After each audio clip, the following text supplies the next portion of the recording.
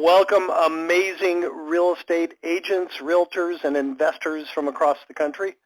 Today is Thursday, June 13th, 2019, and this is Mastermind Call number 232.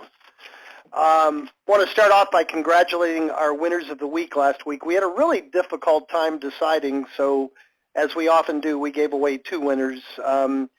We had Eddie Van Buskirk had a great story. He added additional counties, and he got a really two actually lucrative investment deals.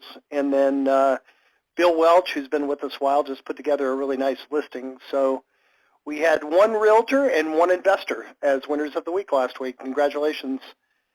And, you know, Chad, before you get started, it kind of reminded me, I had recently, we're getting ready to do our partners meeting next week, next Wednesday, Thursday, Friday in Cocoa, Florida, and I had asked our salespeople to give us some input, and the question I asked them is, tell us one thing you would do if you were running the company, you know, something different in addition to, you know, give us one good idea, and I would ask all of you to do the same thing.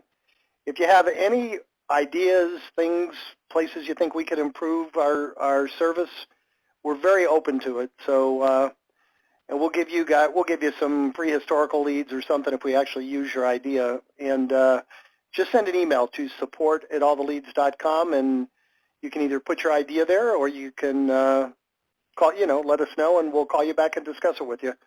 So many of the things we've done over the years, I know, Chad, we've gotten from our subscribers, so we're very, very open to that. Anything you want to add before we get started?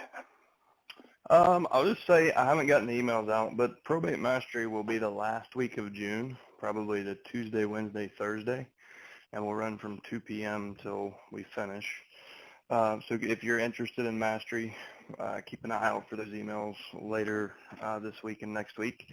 And if you've already registered, if you register between classes, you should have gotten the recordings, and I'll manually make sure you're registered for the live sessions. So that's coming. I haven't settled on the exact dates, but I should here in the next few hours. Is that the 24-hour mastery program, Chad? I know your last one went 11 and a half hours, right? Yeah, I think 11 and a half is the new record. So it's typically a 6 to 7 hour, but it somehow we had a really interactive group with a lot of good questions last month. Excellent. Well, we do it once a month, so we're never going to cut you off. Just like these calls, we try to keep them in an hour, but we rarely leave any question unanswered. All right. Well, we got 4 in the queue. We got. We'll leave the queue open until 1:30, so you can still jump in there. Do it sooner rather than later. It's *6 and hit 1. And let's go to our first caller. First up this week is phone number ending in 7448. You're up first. Hey, I appreciate the chance to ask these questions. I got a couple, really. Sure. One is, what is the other type of, Chad was talking about another type of comparative market analysis where he gives you an analysis of what the property is worth as is with no, you know, just putting it on the market as for a cash buyer all the way up to improving it and getting it perfect ready for obtaining the most cash or the most, you know, for the highest sale. He said, I think he said MMA or something like that, or MAA. I think that's mixed martial arts, isn't it? MMA. Yeah. That's how you get them to do whatever you want. You learn how to do a headlock. Yeah. When you master the headlock, you get every listing, every appointment you go on. Right. So you're referencing a couple of different points. So I use a market absorption analysis. That's something I really kind of took from the commercial investment world when I was analyzing properties to spend my own money on.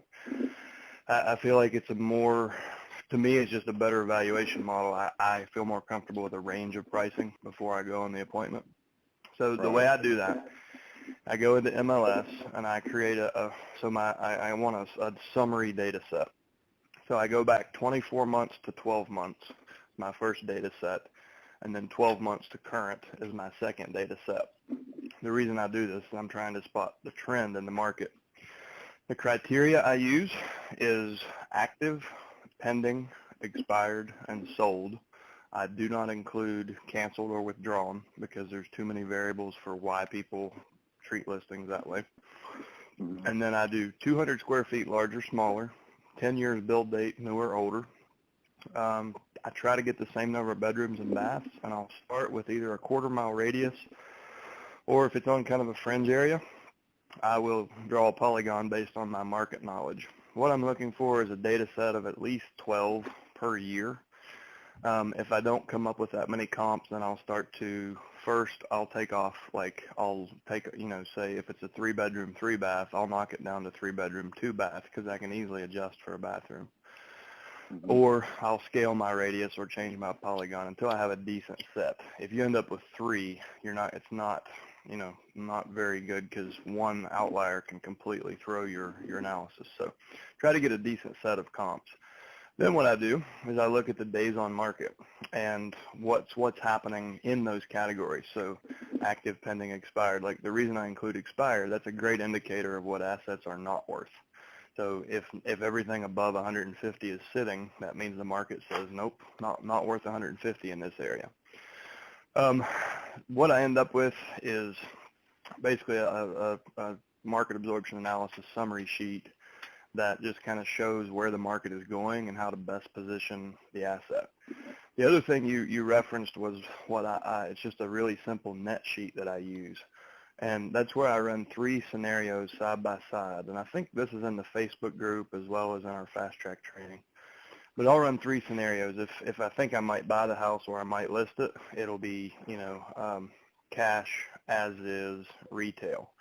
If I know that it's just going to be a listing, it may be, as is, retail, rehab.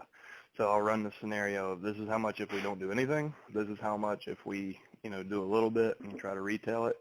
And this is how much if we go flip the house and make it, the best we can make it. And I kind of use the 2 in tandem. I'll say this. I do about 2 hours of homework. My assistant does about 2 hours of homework. The entire pricing conversation comes down to about 3 seconds. But I'm prepared in the rare occasion where a probate seller will challenge me on valuation or they want an unrealistic price. All that helps me be really nimble in the situation, so I can very fluidly, say I can show them what they're not seeing.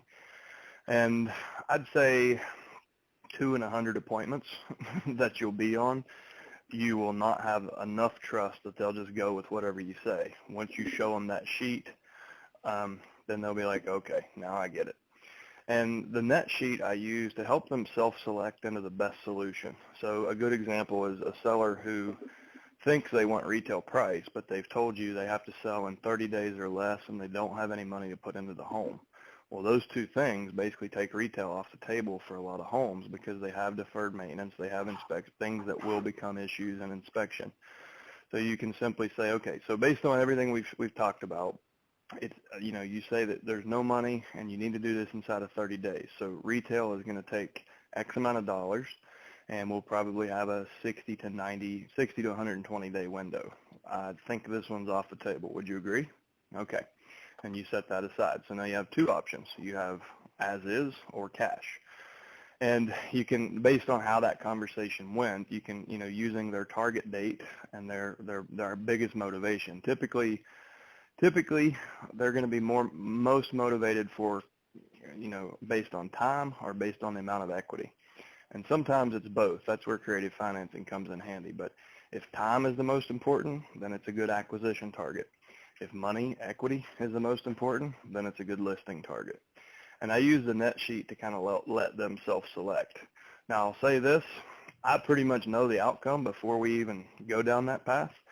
Because people who are going to sell a house for 50 cents on the dollar are going to sell a house for 50 cents on the dollar. You can tell them, I can get you $100,000 more, and they still want to sell fast.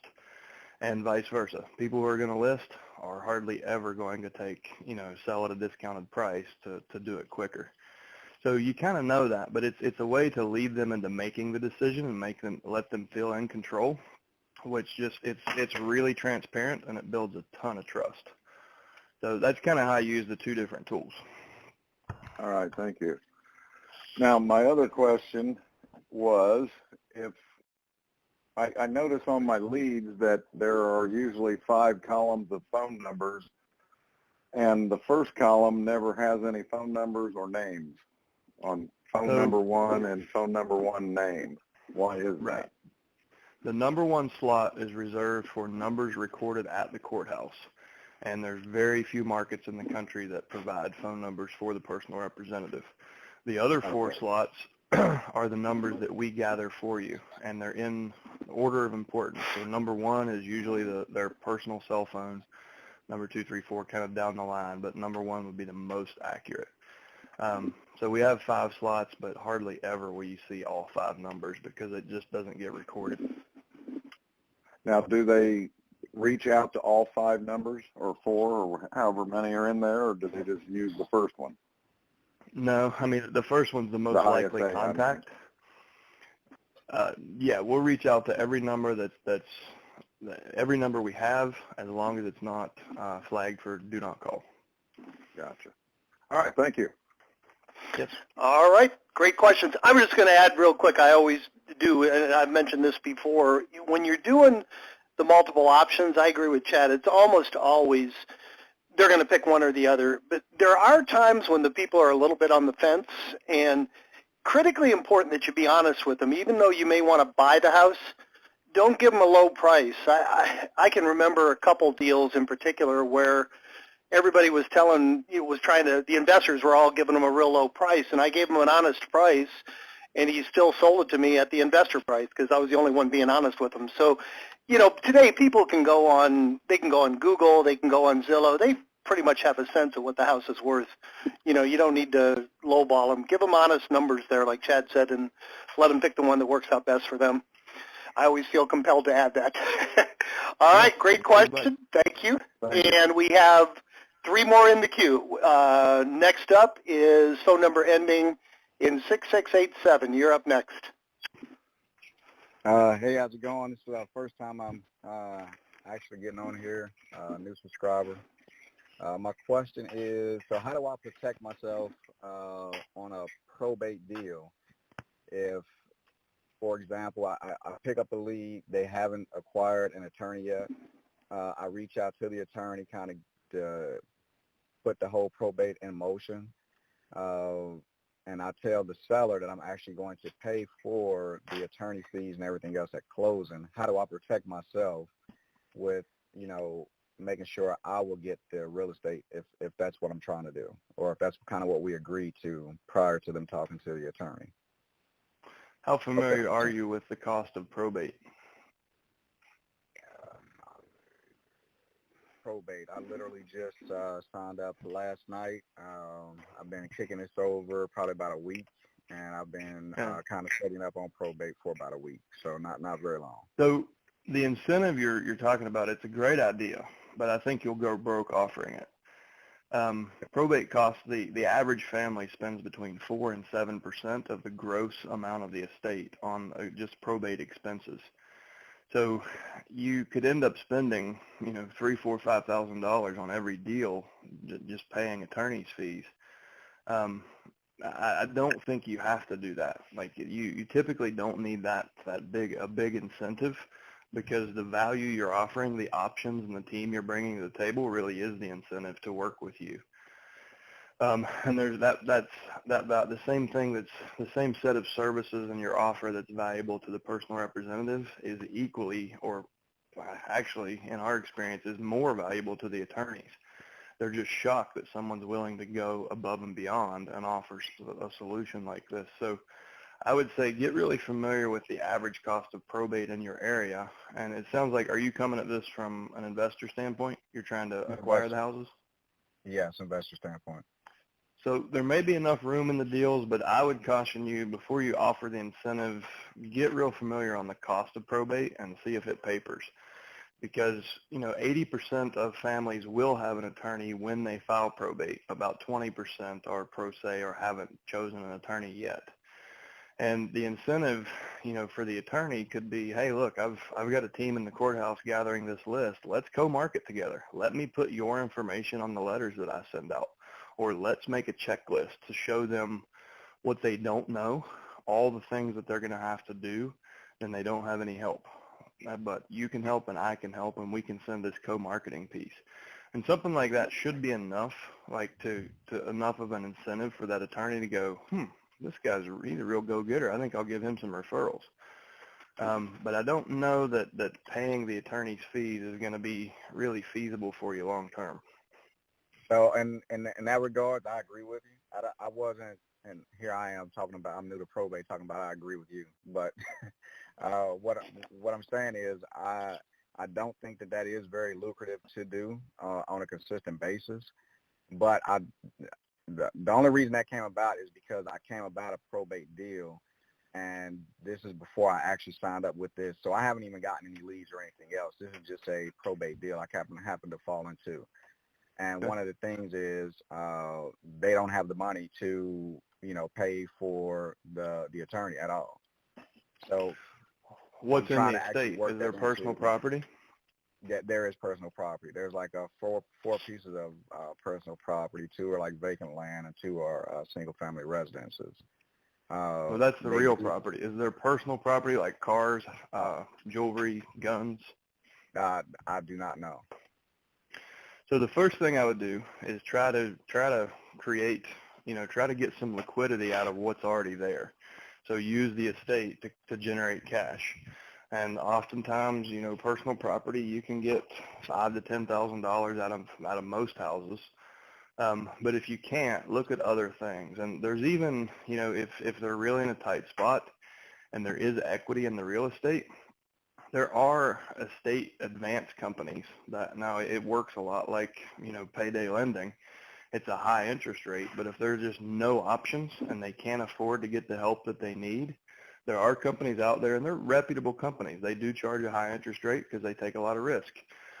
But you could connect them with an estate advance company to get, say 75% of the value of the real estate in liquidity, which might allow them to hire an attorney, do the repairs on the house, or, whatever it is. And they may just take, if they just need it for the attorney's fees, maybe they just draw a line of $5,000, and at 10%, it's not a big deal. The interest isn't going to kill them. Gotcha. But that's another option.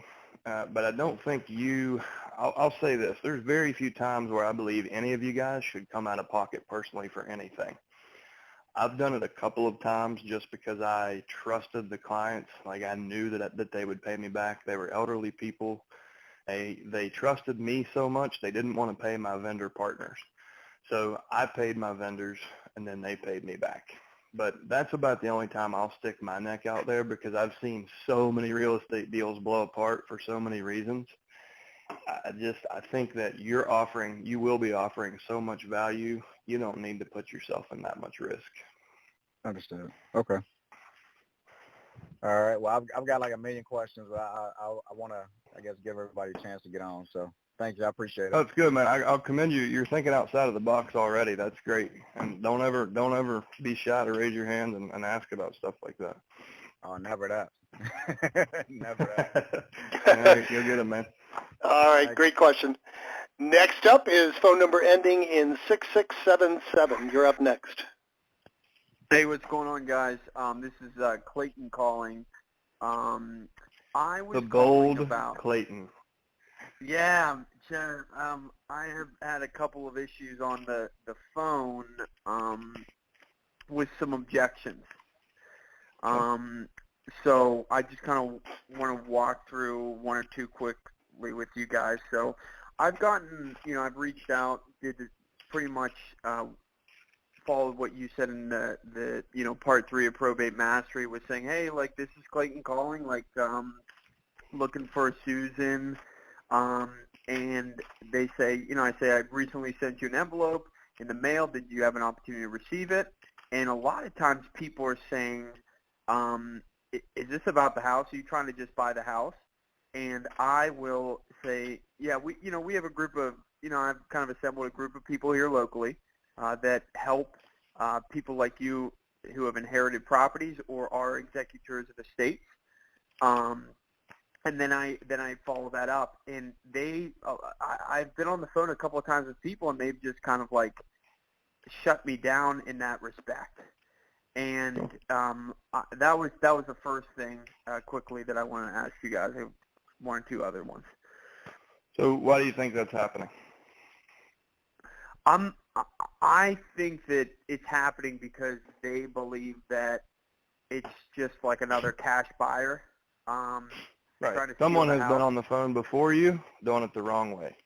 And Right. as soon as, like, they're in their mind, the way the human brain works, it's trying to identify a pattern that will save them time and protect their emotions. And they get in this pattern of, and the most common objection, we got it handled, our attorney has it, we don't need help, we've already made a decision to do something with the real estate. 90% of the time it's BS. They haven't. But they've found a very effective behavior pattern that will get you off the phone and get you off their back. So Right. I'll go back to if the most common thing you're hearing is are you calling about the house? Then be abrupt, because, and this is the important thing, you have to interrupt their pattern and change their behavior before they're ever going to listen. It doesn't matter what you say. It's going to be it's going to fall on deaf ears because they've already made their mind up about you and your intent. And until you Right. change that, you might as well be talking to the damn wall. So you need to be abrupt, and you can be funny. You can be kind of shockingly abrasive. Just choose what fits your personality best. But I would say something like, actually, no, I was calling about people. Are you Jane? Because I was calling about you specifically. And she's going to, and be ready for this because they're going to be like, what? What the hell are you talking about? Oh, well, actually, I was just, I help families going through probate and, da-da-da-da-da, and then jump into your spiel. But you got her attention. You've got her on a different plane of communication, right? Because now she's like, well, wait, this guy is different. He's not like the last one. What does he have to say? And that's where you can get your opening for engagement. So don't be afraid to try things like that. They're just, frankly, kind of shocking to them. They didn't expect you to say it. And then you have someone listening to you. And then you have a chance of getting an actual conversation. Okay. And following that up, I've heard a lot of, kind of the classic, we've already handled everything with our attorney. And I said, I've said, hey, like, have they covered the vacant insurance? Or, and then I explained, like, how a lot of homeowner insurance it doesn't cover it, and, you could be liable. And they said, no, yeah, my attorney already has that handled. Click. So here's another line, Clayton. And then, again, abrupt and somewhat comedic. But that's funny. That's what the last 10 people, that's what 9 out of the last 10 people I helped said. And then the key there is shut up. Just listen. And they're going to process, and you're going to get a kind of defensive, what? And then you've got your opening.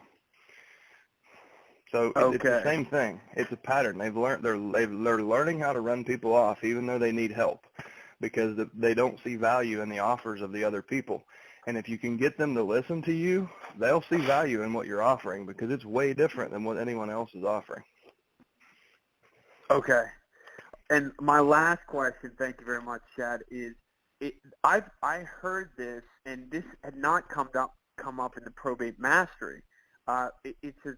Someone says it's already willed to someone else, so it's already taken care of. Because I reached out to the executor, right? And I just did not know how to handle that. Yeah.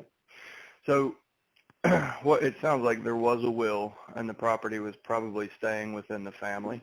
So they didn't probably somebody was just moving in and dealing with everything that was there. And in that case, you can say, okay, well, listen, like I said, we try to make sure we can help families in any way possible. So, we have moving services, we have, and just ask them questions about the situation. Again, always focus on people and situation, because that's how we gather facts. And once we have the facts, then we know how to put together a valuable offer, right? So go a step further. Like when they say that, even if you feel like you're like, oh crap, they just went above my pay grade. I don't know what I'm talking about here. Just find a good question to ask. Like, oh, that's interesting. So is somebody in the family moving into the home? And then silence. And they'll start to tell you the story. And even if it's not for sale, you probably still have some value to offer. Now, you might not be able to monetize it, but again, it always comes back, right? So if it's a family member moving in, maybe they need to have an estate sale before they can move their stuff in. You have a solution. Maybe they don't have a pickup. They don't have as much as a pickup truck. They drive a Toyota Yaris and they've got to move. Maybe you've got a moving company that can help them. You know, maybe they want to rehab the house, but they don't have cash, and you can connect them with a lender who can set them up with a line of credit or like a HELOC or some other, you know, somehow access the equity in the property they just acquired. And maybe they're eventually going to flip that house. Well, guess who gets it, you know? So just ask questions and learn about the situation. Then you'll see opportunities maybe for you to help and monetize it, maybe for your vendors to help and monetize it. But if you can just offer the help, you'll get the reputation points, and eventually that'll come back to you. Okay. Thank you very much. That's it's just kind of putting the oil, you know, on the wheels and getting them rolling. I just getting hit by this early stuff. I've had to take a step back and think about it. You know. You know what the good thing about objections is, Clayton? You learn from them. Well, and it means you're on the phone. You're doing what you're supposed to be doing, and you've been good at that from the start. So keep it up. Absolutely. I'm just going to add real quick, Clayton. Over the years, we've often heard when someone gets that objection, one of the family members is moving in. If there's more than one heir, the other heirs are probably not really just letting them move in. They probably said, "Oh, I want to buy the house. I'll go get a mortgage," or you might want to ask additional questions. Okay, great. Does that person need help getting a mortgage? I'll be glad to have my lender call them because, you know, a family member may think they can buy the property. They probably haven't done any pre-qualifying at all. So just ask additional questions like that. Find out. Now, if it was willed to one family member, you know, maybe that's different. But maybe the will just said, you know, Johnny can live there and the proceeds get split up. Well, then Johnny's got to come up with the money to settle with the other heirs. So, you know, just ask those additional questions. But I echo Chad's sentiment. You're doing a lot right, and the results will come. So thanks for sharing. Absolutely. Yeah, that's a good point, Jim. And Clayton, we talked about this in Mastery, but just so everybody can hear, in my personal experience, I would say at least 80% of the time when someone says, "Oh no, we've got a buyer lined up for the house," you know, cousin Jerry's son's daughter's mechanic is going to buy it. It always unravels. So just to underscore what Jim was saying, press them a little bit and say, okay, great. Well, listen, part of our team and one of the services we offer is helping people get qualified to buy. Do you know if they have financing lined up? A lot of times that's the first seed of doubt. And if you provide value to them, that builds trust. Then when it does unravel, they're going to go, crap, that Clayton guy seemed to know more than anyone I've talked to. Let me just call him and see what I should do now. And then you're in the heart of the conversation. So that's the whole point of focusing on people and situation and just finding any way to help these people, because a lot of times things don't go as planned, and they don't have a contingency plan, so you end up being the contingency plan. And that's where you get the come list me calls and the come buy this house, I need out quick. Okay. I got one last really quick thing. I was in an appointment the other day, and this woman, her mother just passed away quickly. She said she wanted a cash offer, and so I kind of walked her through, and I checked out the property, and I gave her a cash offer higher than the investor, just out of an investor that already came over, out of respect, honestly. And I said, this is really where you need to be. And she was shocked, and this is probably going to be helpful for all those people who are focused on the investing part of this process. She was really shocked, and she just didn't even know what to do, and she couldn't even sign the paper, and she was like, that's way lower than what I anticipated. And I was thinking of maybe trying to pre-frame it. I was walking through why it needed all those repairs, but she was just like unresponsive, and we ended up saying, hey, like, I'll call you back. She said, I'll call you back. I got to think about this. And that's how the conversation ended. So you remember how I showed you the net sheet and Mastery, and I ran 3 scenarios, and we talked about this in the beginning of the call today. That can really ease that blow, because you can simply, you know, what was your offer? What was the number? $15,000. And what's the ARV? The ARV is a property is probably like 65 to 70. Okay, and it needs 15 to 20 in work, right? Yeah, I was going a little higher than 15 to 20 in work, but I thought it needed like 25. But if you had that, imagine a scenario where you had taken literally a minute and a half to fill out that net sheet, and you had 3 scenarios side by side with a net figure at the bottom. And you could say, listen, Mrs. Smith, on the right, this is the most we could get for this house. It's going to require us to do a considerable amount of construction, which will probably take us 90 to 120 days and X amount of money. Based on everything we've talked about, that doesn't seem like it's an option for you. Would you agree? Yes. Boom. That one's off the table. This is how much we can get if we put it on MLS and sell it in its current condition, as is, where is, and we most likely will find a landlord who has his own crews that can put some money into this and still make it profitable. Okay. But based on what we've talked about, that's going to be probably a 45 to 60 day window, and we're going to have to negotiate to get that price. It's going to take some time, and it's going to take some emotional energy. Do you think that's the best, or would you rather have a quicker solution? And then you can say, in this last column, I know this is a low number and it might sting, but you can understand in order to get this number, you've got to take some risk, and that risk comes in the form of time and money. So either I can take that risk or you can take that risk, but this is the number. If I'm going to take that risk, this is all I could pay you. If you're going to take that risk, you have to come up with the money and be patient and spend the time. I can help you in any of these 3 scenarios. It's really up to you how we do this. Right. You can choose how we work together. What's important to me is that you feel comfortable and that you understand that these are the facts. So all that said, which of these do you think is your best solution? And what will oftentimes happen is you'll see that not quite as harsh as what you're explaining, but it sinks in slowly, and they'll kind of sit there quietly, and a lot of times they'll grab the contract and start writing, and you don't even have to ask. Okay. And I think Jim will probably back me up on this. I think he's bought like dozens and dozens of houses the same way. Every house I've ever bought was pretty much that way. Okay. Yep, they make the decision if you give them options. Absolutely, you don't need to decide for them. Yep. All right. Very good. Go back Thank you, guys. go back and grab that net sheet and practice with it a little bit, Clayton, because it can really ease the blow to those sellers who have unrealistic price expectations.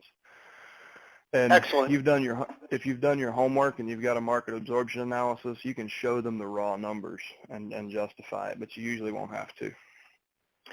Guys, we have 6 more in the queue, so I'm going to go ahead and close the queue. It should take us up to the hour easily. And familiar name up next, Big Joe, phone number ending in 3172. You're up next. Well, hello, Jim and Chad. I've missed the last several weeks. I had walking pneumonia, dadgummit. Okay, we'll cut that out. Yeah. Hopefully it walked away. But I have 2 things. I have another success story for you. Great. My first list came in on March the 28th, so I've basically been at this about 10 weeks now, and this is my second listing. And Nice. When I first contacted the personal representative, there was one personal representative listed in the lead, and he would not answer his phone, so I went by the house on a Saturday morning and actually got to talk to him, spent some time talking with him. Turns out there was co-executives, him and his sister who's in Louisiana, and they were having disagreements.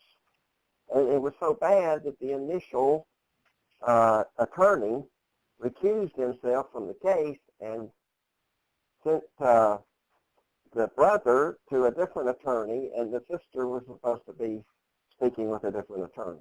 Well, over the last several weeks, through email communications and phone calls, etc., I've managed to get them back on the same sheet of music using one attorney and have listed the property. And it just took some time and patience and helping them understand what needed to be done and where to go with this situation. So I think the lesson here is if you're running into the family situations where they're not gee-hawing with each other, if you have the patience, and as Chad says, ask lots of questions and really dig in and find out the situation, well, you got a shot at putting them together. So that's really great, and I warn people maybe 1 in 100 times you'll have to do that, like where you have to become the intermediary. I'm curious, did you get them talking to each other, or are you and the attorney the intermediary between them? No, they're actually talking to each other now. Oh, that's great. They're texting, they're talking on the phone. So we're going to call you you're now the probate Cupid, Joe. I think, Chad, I don't know if that's appropriate. I think it was a brother and a sister. So I won't make any comments about the part of the country he's in there. That would be low. Yeah. No, so. I mean, that's a great example of how you just being willing to go the extra mile and pay attention to the people in the situation completely. I mean, it may sound a little dramatic, but it's probably life-changing for them, right? Like the next year of their life is certainly going to be a hell of a lot less stressful because they gave you an in. And you gave them the good old West Virginia drop-by. That's how you started the conversation. So bonus points for that. Yeah. So great job, Joe. You're in first place for winner of the week. Well, thank you. So my question, Chad, I love your 3-column net sheet and that whole concept of presentation and letting them choose the solution that works for them. I haven't been able to find your net sheet in a blank form where I can use it and just fill in the numbers. Is there a blank of that available? Yeah, so we'll, just to make sure that everyone knows where it is, Kat is listening. We'll make sure to post it in the show notes on the Facebook where we post these calls in our Facebook Mastermind group. Right. And also on our website and on YouTube because we archive all this stuff. So I'll make sure and drop a Dropbox link to the net sheet in the call archive. Perfect. Because I didn't want to have to create a blank to use. Yeah. Yeah. So it's a great approach, and I appreciate your training on that. So that's all I got, guys. Well, thanks for sharing, Joe. Good story. My pleasure. Jim, did we lose you? No, this is Brian. Oh, I'm back. Lost me for a minute there. Sorry, Chad. I muted myself out. Somebody came in the front door. Phone number ending in 7966. 7966. You're up next. Yes, can you hear me? Yes, sir. Go I ahead. hear you, Brian. Okay, this is Brian from Huntsville, Alabama. I'm an agent here in town, and I was thinking of specializing in, well, the niche of probate sales. And I had a couple questions in regarding to that. Is what's the percentage of agents that are actually in this type of situation? I do have investors that I can use for the case of the if let's say the executor wants to go to a quick sale. What percentage of agents are trying to work this system to gain clients? Do you know? Probably, well, certainly less than 5% nationwide. Probably less than 2%. It's, we're just coming into the baby boomer generation is entering that end of life phase. So between now and 2060, we'll lose almost that whole generation. You're talking 80 million people. So it's more of a need than it's ever been. So more people are hearing about it and getting into the business, but very few have the skill set to survive in the business, because you have to actually focus on people and provide real service, and our industry is not real great at that. So it takes an empathetic person who cares more about people than money, and that honestly keeps a lot of our competition away.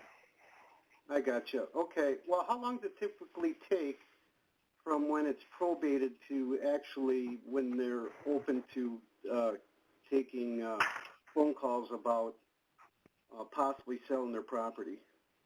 So it's not guaranteed, but the most common behavior is usually 2 months from the date of death, you'll see probate filed. And that's kind of the signal to the world of, hey, we're ready to deal with this. So they, the death occurred, they had the funeral, they've gone through the house, they've processed it, and eventually they got to a point where they're like, okay, we have to deal with this. It's real, it's happened. They go to the courthouse, they file probate, that becomes public record, and then we put it into your CRM. Usually by then, they have the authority to make decisions, and they're ready to. Now, there are exceptions. Some people might take years to break through the mental barriers of, donating mom and dad's clothes or selling their personal property, cleaning out a house. But most people, once they file probate, that's kind of the initial, that momentum that gets started. And then the attorney gives them nudges. And when we get involved, we can make it more efficient, and we can make sure that they get the most amount of equity. So most people are ready to hear from you. By the time you get the leads and reach out, they're actually happy to hear from you because they're already feeling the overwhelm, and they're probably doing this for the first time. And another common question we get is how soon can I cash checks? And usually, from a brokerage standpoint, your cash conversion cycle on a campaign and probate is typically inside of 90 days. And if you've ever done, internet seller leads, farming, things like that, you've got a cash conversion cycle of 6 to 18 months. Right. So it's a much higher level of motivation. They won't all sell in the first month. You'll find that it's spread out. That's why we recommend market for at least a quarter at a bare minimum. Market to them for 3 months. Okay. Ideally, keep calling until you've spoken to everybody and you know the people in the situation. Then you know if they need help or not. So if you have the bandwidth, mail them for the first 3 months and call them for the first year. It would be a good practice to get the most out of this. But it would just do on 3 letters over 3 months, each letter followed by a phone call. You should be able to get, at least 2% conversion. So if you're getting 100 leads, you should get 2 deals a month pretty consistently. And then when you start adding in, you're building a referral network with attorneys, nursing home employees, senior moving companies. You start getting inbound referrals from your referral network, you can pretty easily double that. So we have folks who are doing over $1 million a year GCI on 35 leads because they're doing all the things they should be. They've built the referral network. They're doing their marketing consistently. They do follow up. And they're compassionate and empathetic. So, they provide real value to their market, and they get paid handsomely for that. So it's not everybody that's with us is a millionaire. Sure, people fail, but if you're diligent, this is one of the best niches in listing side real estate that you'll ever find. Well, I'm very good over the phone, and most people say, even other realtors, when I contact them and I don't know it's a realtor on the other internet lead, comment on how good I am over the phone. So I think I'm very compassionate. I think I can really work this particular part of the business. You answered almost all the questions I had. One question I did have, though, mailing it myself, the mailers that send out or have the company send them, what do you prefer? Well, I prefer you to be out doing what you're good at, and I'm guessing you're better at sales than you are at fulfilling direct mail. Am I right? Right. Exactly. So we built the system. So this company was built on your needs. As we saw people, as we identified choke points for realtors and investors, we created automation around that. So we provide a CRM for you for free. We deliver the leads into the CRM with zero input from you. We also add good phone numbers. As soon as the leads hit the CRM, we fire off an order to the mail house. When the mail fulfills, you get a copy of your own letter, and you can decide if you want to get on the phone and make the calls or if you'd rather us do it. So we can completely automate your campaign end to end, and that comes at a cost, obviously. But as far as just the mail, we can definitely do it cheaper than you can do it on your own if you factor in the value of your time. Right. So my recommendation is use the tools we have. We have proven letters. We have an online editor. You can set everything up in less than a half an hour. Click autopilot and never touch mail again. You can run this campaign for years and never even manage the mail. Okay. All right. Well, yeah, that was the main question I also had. But I don't hear too many realtors that are into this type of sales. And I was thinking of teaming up. I have a good investor friend I have, and teaming up with him, we could probably do a lot of business.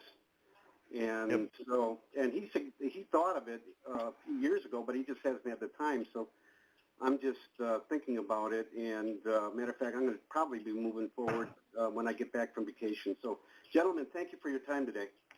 Thank you for Thanks for being participating. here. We appreciate it. Great input. 4 more in the queue. Next up is phone number ending in 1058. You're up next. Hello, hi. This is Wanda Randall from Upper Marlboro, Maryland. Hey, Wanda. Hi. Hey, hi. How everybody doing?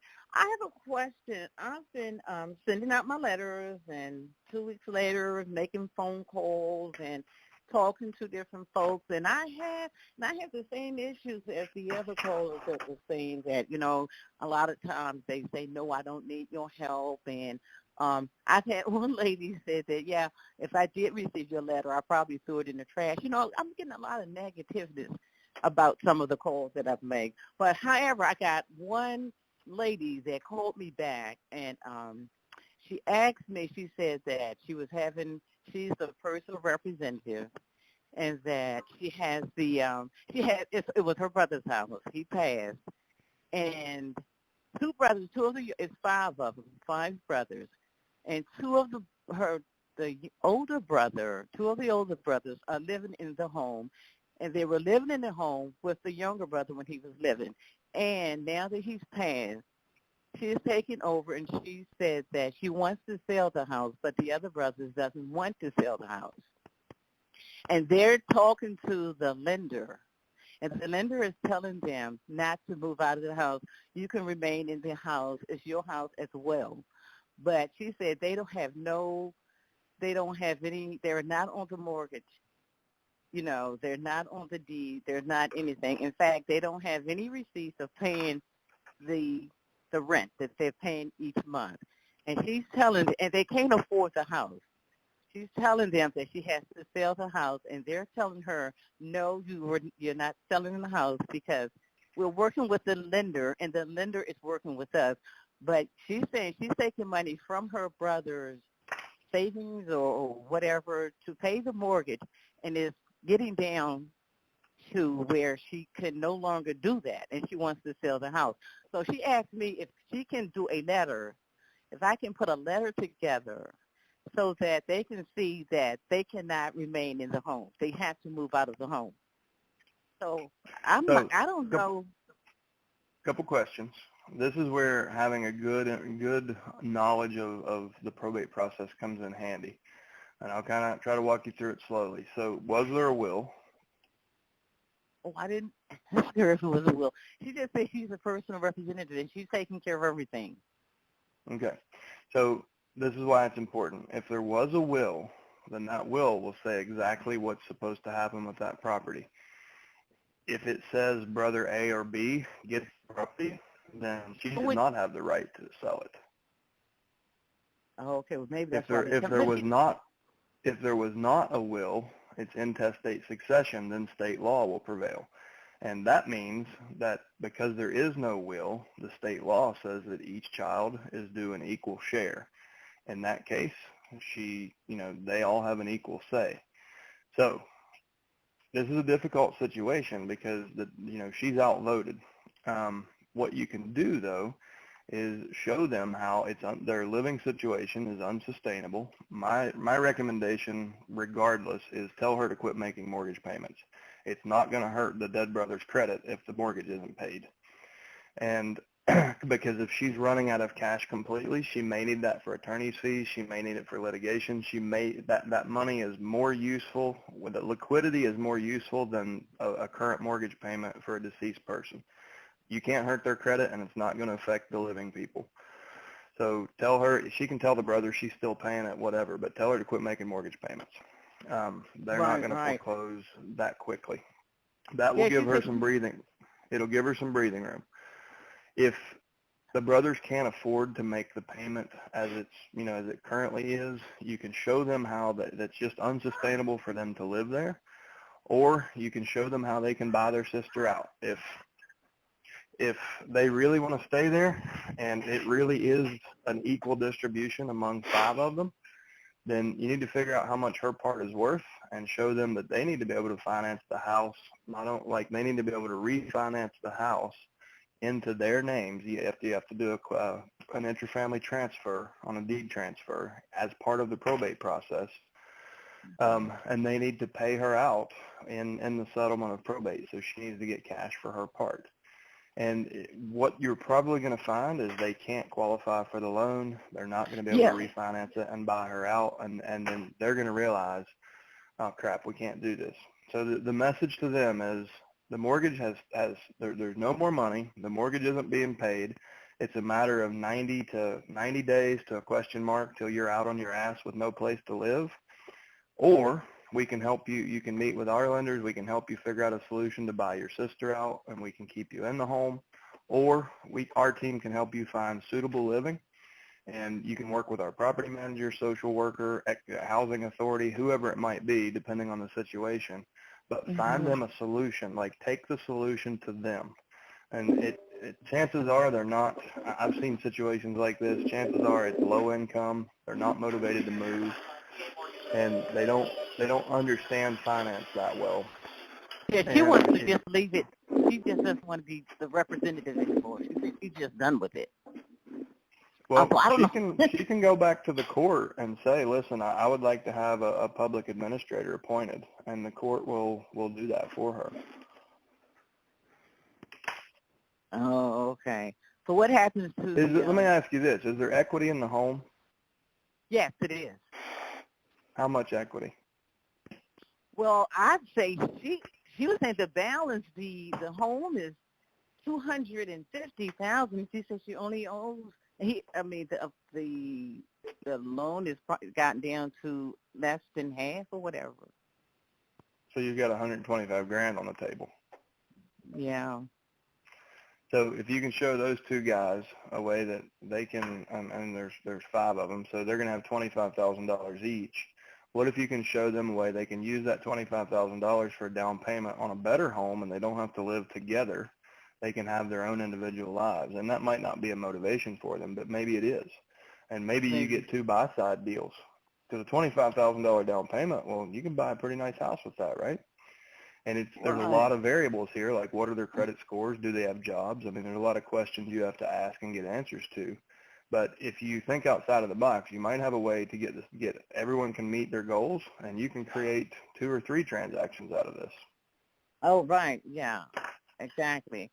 Oh, okay. So your first step is find out if there's a will. If there's not a will, educate yourself on how state law will mandate it to be distributed, and then dig back in and ask good questions. Find out what's the brother's biggest motivation to live there. Is it because they don't have jobs and they've freeloaded their whole life? I think so. Yeah, because they've been living with the brother. That's usually the case. Yeah. And Wanda, is there a probate attorney on this case? Is there one? That's why I asked her too. I said, "Are you working with an attorney?" She said, "No. She has to save some of the money so that she can be able to get an attorney. Right now, no." Yeah. Because that might be good. Quit making mortgage payments and get an attorney. You need it on this one. And you may want to use that, look through your leads and find an attorney that does multiple deals and approach him and say, hey, I'm working on this. I may have a deal for you, and get a little bit of advice from him also. I mean, when the money free, exactly. You know what I mean? Get some legal advice of the best way to proceed. And, I mean, most of the attorneys want to be paid up front. There are some of them, I mean, Chad, do you find most of them want to be paid up front, or will they wait till combination of both? Most of them are paid in the courtroom. It's the first line of distribution, the administration cost. Okay. So the administrator and the attorneys are paid at the end. Right. Oh, okay.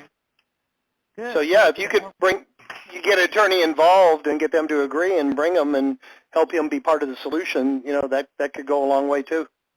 Oh, okay. Very good. Thanks. All right. You're very welcome. Good. Thank you. You're very welcome, Wanda. 2 more in the queue. Next up is phone number ending in 9711. You're up next. Hey, this is James McCrae. How you guys doing? Great, James. How about you? I'm doing all right. Give you the positive first. I will have 2 listings next week, and they are old leads. And when I say old leads, they were from the initial one in August that you all gave me for free because there was nobody in the Richmond area doing probate. Awesome. So it only took them almost, 9 months to make a decision. Have you steadily worked them for the last 9 months? Have you kept in touch? Yeah, I kept in touch. I sent them personal letters and something. I'm a big Buffini fan. Great. So those personal notes and staying on top of them, you know, it has really worked out. But my dilemma is that I have my own leads, and I sell real estate. I'm a realtor. And my dilemma is I'm already making 300 to 400 calls a month on these other leads I have. And I need to funnel that off to you all and just show up for the appointments and get the notes, and I'm going to be able to sell them. I just don't have the time to make the phone calls. Sure. Well, it's a good problem to have. Yeah, and I think that's going to be the best bet for me. I just wanted to say that because these last ones I've received, I have not been able to follow up. And yeah, I've sent out letters. Yeah, good for you at realizing it, though, and admitting it. That's great. And good job keeping in touch with those people. Please come back next week once you get the listings, and we'll put you in the mix for the winner of the week. You got to actually get the listing signed, though. But good job. Yes. Thank you. All right. Anything we can help you with other than when you're ready to, if you want to reach out, we'll get you signed up for the ISA program if you're ready. I spoke to everybody. I spoke to the Mailbox Motivator and the ISA. My time is worth more sitting in front of somebody versus being on the phone and, you know, getting those appointments. If you all can set that up, that's perfect for me. You're a smart man. All right. Awesome. Time is money. Absolutely. I will make sure they reach. You said you are already set up with them, or you want me to have them reach back out to you? Now, I've already set up, and I'm going to start next month. Now, here's a question for you. Am I able to, for the month of May, 5th May, am I able to set up that they could make the second phone calls to these people, or should I set up the first phone call? Okay. I'm going to have to do that. I'll set that up this week. Chad, you want to elaborate? There's no reason you can't, they can make any phone call. You've already called them once, and you want them to call the second, or you just didn't call them at all? I haven't called the last leads at all. Okay. Yeah, no, we can go back. You can still set up like a three call sequence. You just say, here's my start date, and then repeat every 30 days. And your sequence is just going to be a month behind, which isn't really an issue. As you found, these leads have a long shelf life. Everybody moves at a different pace. Absolutely. And I go to Roanoke once in a while. I'm going to have to hunt you down so I can pick your brain. Yeah. Well, bring your mountain bike because I'll be on the trail. You can not a problem. Beer. All right. Hey, that's easy. Thanks for sharing, James. Appreciate it.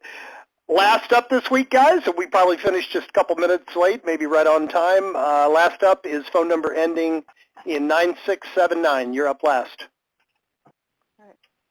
Hi, everyone. Hi there. Thank you so much. Yeah, it's my first time in this call, and honestly, it's so resourceful. I'm all excited hearing about all the testimonies and stories. So I'm very new in this, like probate. It's been about like 3 weeks, I think. I just heard from my colleague that, it's a great way to find leads. So I went to YouTube and I was doing my research, and I found Chad, a YouTube video, and it makes so much sense. So, because as Chad mentioned, it's because I've been trying to find leads through other, like sending out direct mails and like foreclosure, and so, but it didn't excite me at all. So, but when I heard about working with attorneys, I thought it's pretty cool because you get to work with people in person and you get to go and talk to them personally. So that's what I've been doing for the past 3 weeks, and I was able to set up a couple of appointments with the attorney, and I do have an appointment with the attorney coming up this weekend. So I was wanting to know, like, what's the number one thing probate attorneys are looking for, like from an investor or realtor? I'm an investor right now, but I'm working on getting my real estate license, so which I should get it in a couple of months. Yeah. They're looking for value, quite simply. So they don't see much value in everybody. Well, in most cases, no one's ever walked in saying, here's what I can do for you. Everyone walks in saying, what can you do for me? Or they're on the phone saying, what can you do for me? Send me your deals. Send me these families. Send me the numbers for these families so I can buy their house cheap, right? And what's really the reason what we teach is so effective is attorneys have never had somebody walk in and say, listen, we have a vertically integrated solution that can help a family no matter what they're going through in probate. As long as it's not legal, we let you do that part. We help with everything else. So everything you tell the family they have to go do, we're their safety net. We kind of bridge that gap between your legal service and everything else they have to do. And we bring a team of people to the table. They've been vetted. We've got realtors. I'm an investor, but I also know several others. So we have a team of investors. We have a team of realtors. We have contractors, clean-out crews, senior moving companies, social workers, registered investment advisors, and we really focus on the family and the situation they're in and what their goals are. And we help them, and then we decide how we can help them. Can you think of anybody that might be able to use some non-legal help that you're working with right now?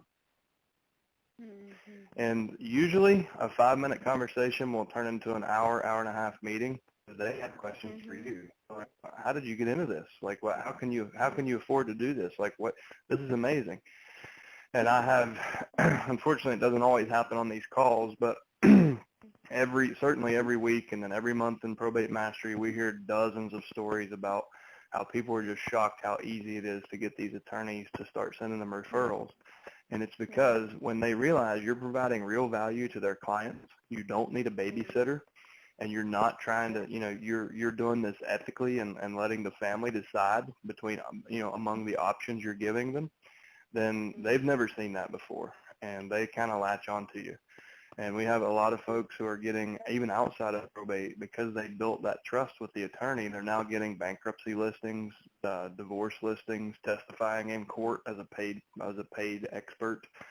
There's a lot of opportunities that can come from it. In addition to the attorneys in the same conversation, like the referral network, we teach you to do the same thing with nursing home employees, senior moving company owners, estate sale company owners, registered investment advisors and wealth managers, family law attorneys. Those are all people you should be having the same conversation with, because they're the first point of contact with these families when they're either coming up against when they've had a health issue and kind of an end of life scenario, or if somebody has passed away and they're looking for guidance. They'll go to the people they already trust. And if the people they already trust you, then then you have rapport already. And that it's an A+ referral. That is so good. Yes, all right. Because my second appointment with an attorney, I walk in and he's a very experienced estate planning. He's a lawyer for 35 years, and he was like, my office is right in the downtown, but nobody, not a single realtor have walked in asking me for this. And I definitely want to work with you guys, but he doesn't have a deal right at this moment. That's what that he said. He'll reach out to us, and that's what he mentioned us. So it's pretty cool. But like you say, only 5% nationwide people, realtor investors are into this, and many baby boomers, about 80 million people. Like I say, I think this is a great way, it's a great thing to master. You mentioned about Probate Mastery. Like, what is that? Is that a course? Or? Yeah, so Probate Mastery is our highest level training. It's $250, and that includes a nationally recognized certification, a CPE or Certified Probate Expert. And we break it into 3 sessions. We start at 2 p.m. and we go, typically the sessions are only an hour, hour and a half, but there's a Q&A at the end of each one. And so it's going to range, at this point, I don't know. It's somewhere between 6 and 11 and a half hours of content where I will, I've worn the investor hat, the realtor hat, and everything in between. I've done a lot of creative financing. I've done about everything you can do in the space. So I try to show you as much as I possibly can. And then we work that down into a specific plan for you. And then we focus on how to get the engagement on the phones and how to handle objections and handle the appointments and everything. So the primary goal of Probate Mastery is to have everybody come out of it with a plan they're excited about and really confident in their offer. It's not going to make you a probate attorney. Like, you'll never need to be a probate attorney. Probably not. What you will need to be is clear on your offer and confident in your delivery, and that's my main goal with Probate Mastery. Yeah. Hey, Rainey, I noticed that Yes. I noticed your account representative Jordan has been trying to get a hold of you. He keeps missing you. Could he call you back right after this call and kind of explain everything a little bit further? Yeah, sure. I thought I saw an email. You know, I'm calling from California, and I Right. always miss this call. Like today, it was like right on time. I have to join this call. So yeah. As soon as we're done, I'll have him call you. I'll have him call you right back and get you set up as soon as the call's over. Okay? All right, that would be great. Thank you so much. This was All right, so thank you. useful. All right. You. Never miss an opportunity, right? Always be selling. Hey, guys, thank you so much. Another great call. I want to thank everybody who took an hour out of their day to be here. We had a great turnout. We had great participation. Particularly thank those who shared some wins with us and who actively participated in the call. And you guys, you always hear me end these calls the same way. You know, you took the time to be here. Thank you so much. Take one idea, one thought, one thing that inspired you on this call, go out and put it into practice and come back and share your results with the group next Thursday. Thank you so much, guys. Make it a great week, and we will talk to you same time next Thursday. Take care.